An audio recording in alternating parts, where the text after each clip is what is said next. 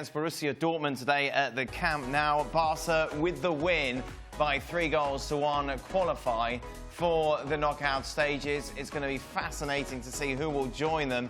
Inter with a 3-1 win away against Prague move up to second. On the final day, Inter at home against Barcelona. It will imagine be a Barca B side. Meanwhile, for Dortmund, they take on Prague. Inter have got the better head-to-head between the two teams. Let's start with Barca, shall we? Messi. Yeah, he's great. He had one of those days, didn't he? Yes, he did. And one of those days when he was untouchable. And everything that he was able to see out on the field was very clear for him and not clear for everybody else. And so his movement with the ball, his movement without the ball, his vision, his passing, the finishing, everything was there for Lionel Messi. If you're a Barcelona fan, you're happy about the fact that you get 3 goals from 3 different people, and that would be Messi, and that would be Suarez, and of course, Antoine Griezmann, who, let's not forget, did not start the game. Comes on because Dembele gets injured. Griezmann then comes on the field, and for the first time this year that I can remember, he actually stayed on that left-hand side, showed some sort of discipline to where he found spaces that were there for him because Messi was so brilliant tonight. And when Messi's playing like this, he's going to attract attention. So everybody at Borussia Dortmund is paying attention to Lionel Messi. That ball for the 3rd goal for Antoine Griezmann is played because Griezmann times his run well. He hasn't been able to do that with any sort of consistency. We also saw Valverde today make a tactical adjustment. He went from the 4-3-3 to more of a 4-4-2, where actually Griezmann, even when he came on the field, helping out defensively. Maybe that's to make up for some of the lack of athleticism that they have out of the midfield. And maybe it's just because he's trying to find some answers. There's some issues still for Barcelona. It's still a vulnerable team. But today, if you're a Barcelona fan, you're happy, you're excited, because maybe you showed what the future can look like. And Lucien Favre had one of those days where he thought he was in a time warp and he was playing Barcelona of 2011.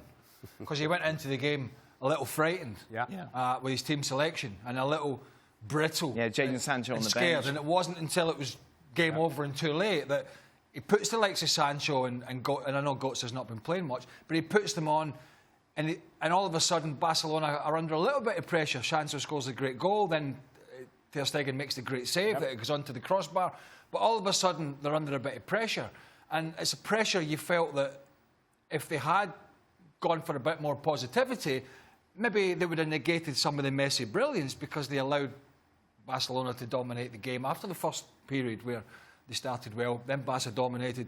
It was a Suarez-Messi combination, and there was no real coming back from that.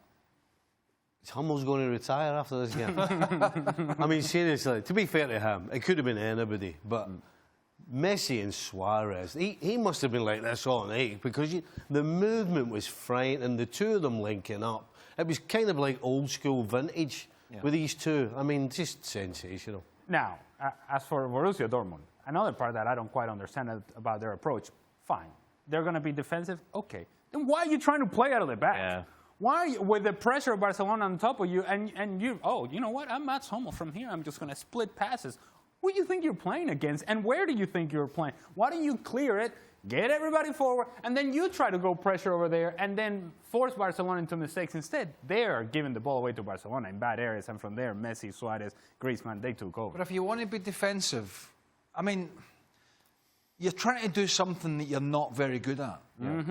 OK, Napoli did it, right? But Napoli have actually got some good defenders, right? And they've got big bodies. They've got players that can do that. And it's not really their style, but they can. Borussia Dortmund really aren't set up to play that way. They've never tried to play that under this manager. And therefore, so you're just completely changing your mindset to go to Barcelona at a time when actually they're a little bit vulnerable. Meanwhile, big win for Inter. 1-0, then Prague get the equaliser. You think they could be in trouble here. But huge goal for Lukaku. Good partnership with Lautaro Martinez up front. He looks sensational. Huge goal from Lukaku against Barcelona? No. Dortmund? No. Oh, Slavia Prague! Hey, come on. Slavia Prague! Hey, this is what you want him to do, though, surely. He scores a big goal in a game which dictates whether or not they're going to be in the knockout stages. Okay.